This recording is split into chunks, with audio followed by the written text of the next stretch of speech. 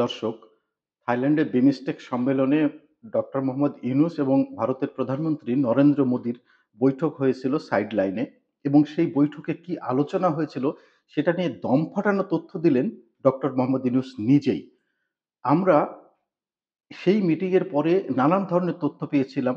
Indian media বলেছিল যে না সেখানে কোনো আলোচনা ফলপ্রসূ হয়নি। বাংলাদেশের প্রেস থেকে বলা হয়েছিল, বিশেষ করে প্রধান উপদেষ্টার প্রেস সেক্রেটারি শফিকুল আলম বলেছিল যে আলোচনা খুবই ফলপ্রসূ হয়েছে। দুই পক্ষের ২ ধরনের মন্তব্যের কারণে আমরা একটা ধোঁয়াশার মধ্যে ছিলাম যে আসলে কি হয়েছিল? আসলে কি হয়েছিল? প্রফেসর ইউনূস আল জাজিরার সাথে এক দীর্ঘ সাক্ষাৎকারে নিজেই সেই কথা বলেছিলেন। পুরো আলোচনায় এখানে এখন না গিয়ে মূল যে ২ টো বিষয় নিয়ে আলোচনা হয়েছিল, ২ টো কথা নিয়ে এখানে আলোচনা করতে চাই এবং আপনাদেরকে জানাতে চাই যে মূল যে ২ টো কথা আলোচনা হয়েছিল, সেই মূল ২ টো বিষয় কি ছিল? ডক্টর মোহাম্মদ ইউনূস নিজে এই কথা বলেছেন যে মোদির সাথে যে আলোচনা হয়েছে সেই আলোচনা মোটেই ফলপ্রসূ হয়নি। মোদি কথা রাখেননি। কি কথা মোদিকে বলেছিলেন এবং মোদি কোন কথা রাখেননি, ডক্টর মোহাম্মদ ইউনূস নিজেই সেই কথাটি বলেছিলেন। সেখান থেকে দুটোর প্রথম কথাটি হচ্ছে ডক্টর মোহাম্মদ ইউনূস মোদির কাছে শেখ হাসিনাকে ফেরত চেয়েছিলেন। তার উত্তরে মোদি সরাসরি বলেছিলেন শেখ হাসিনাকে ফেরত দেওয়া সম্ভব নয়।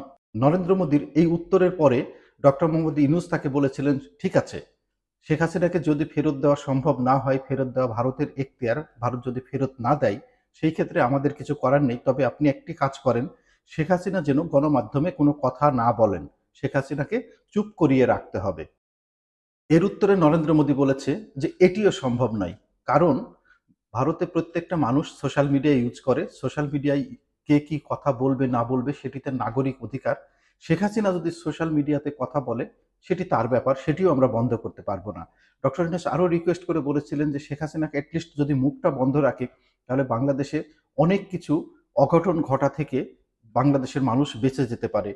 শেখ হাসিনা সোশ্যাল মিডিয়াতে যে বক্তব্য দিচ্ছেন তার নেতিবাচক একটা রিপারকেশন পড়ছে বাংলাদেশের জনগণের উপরে এবং এর ফলে বাংলাদেশের জনগণের মধ্যে নেতিবাচক একটি প্রভাব তৈরি হচ্ছে এবং এই নেতিবাচক প্রভাবের ফলে রাষ্ট্রের অনেক ধরনের ক্ষতি হয়ে যাচ্ছে।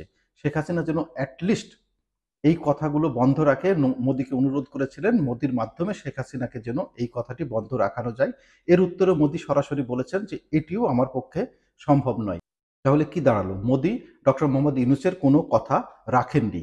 কিন্তু আমরা বাংলাদেশের প্রেস উইং থেকে শুনেছিলাম যে আলোচনা খুবই ফলপ্রসূ হয়েছিল এবং ভারত বলেছিল যে না, নরেন্দ্র মোদি এবং ডক্টর মোহাম্মদ ইউনূসের মধ্যে যে আলোচনা হয়েছে সেই আলোচনায় নরেন্দ্র মোদি কোনো পজিটিভ কোনো ফিডব্যাক দেননি। অর্থাৎ ভারতের এন্ড থেকে বাংলাদেশকে কোনো কিছুই হাসূচক বলা হয়নি।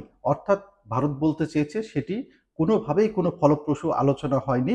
নরেন্দ্র মোদি শুধু শুনে গেছেন, নরেন্দ্র মোদি কোনো কিছু বলেন নাই এবং বাংলাদেশ থেকে বলা হয়েছিল যে সেই আলোচনা মহা ফলপ্রসূ হয়েছে। এখন কি দাঁড়ালো? যে ডক্টর মোহাম্মদ ইউনূস নিজেই বললেন যে সেটি কোনোভাবেই কোনো ফলপ্রসূ হয়নি। সুতরাং আজকে মনে হলো যে আমরা ক্লিয়ার হতে পারলাম যে বিমস্টেক সম্মেলনে থাইল্যান্ডে সাইডলাইনে যে ডক্টর মোহাম্মদ ইউনূস এবং নরেন্দ্র মোদির মধ্যে বৈঠক হয়েছিল সেই বৈঠক আসলে বৈঠকই ছিল। বৈঠক থেকে কাজের কাজ কিছুই হয়নি। দর্শক, আপনাদের কি মনে হয় যে ভবিষ্যতে এর ধরনের যদি তাদের মধ্যে আরো বৈঠক হয় সেখান থেকে কোনো ফলপ্রসূ বা ইতিবাচক কোনো ফল বাংলাদেশের জন্য আসবে?